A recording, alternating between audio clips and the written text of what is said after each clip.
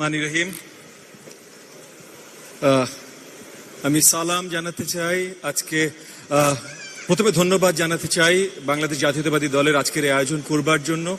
জুলাই মাসের 1 তারিখে আমরা 1 বর্ষ পূরণ উদযাপন করছি সেই ফ্যাসিবাদ সরকারের বিরুদ্ধে যে আন্দোলনের মাধ্যমে এত লম্বাকালীন সময় 15 বছর বাংলাদেশের গণতন্ত্রকে যারা আঁকড়ে রেখেছিল, আটকে রেখেছিল,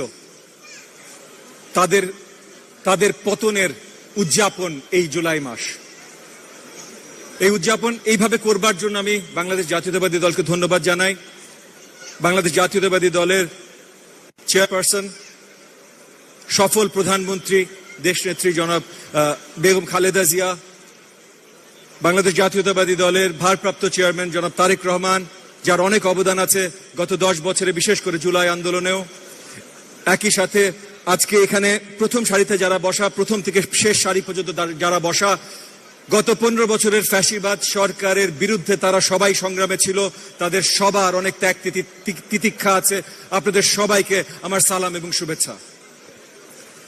এই মাসটা যেমন উদযাপনের মাস হবে, তেমন একই স্মৃতিচারণের মাস হবে।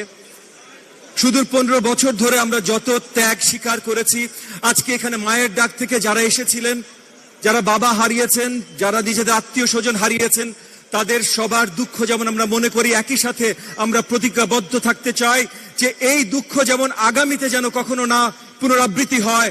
একই সাথে তাদের পরিবারদের এই জাতির কাছে থেকে যে প্রাপ্য, সেটা যেন তারা সঠিকভাবে ফিরে পায়।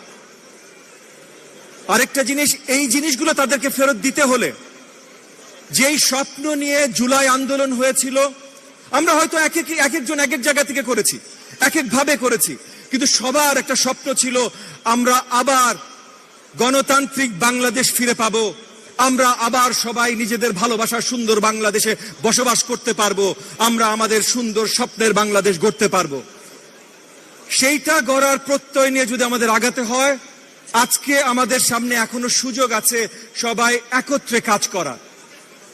জুলাইয়ে আজ থেকে ঠিক 1 বছর আগে আমরা কেউ কারোর কাছে কোনো পরিচিতি জিজ্ঞেস করিনি, আমরা কেউ কারোর কাছে দলের পরিচয়, ধর্মের পরিচয় কোনো কিছু জিজ্ঞেস করিনি।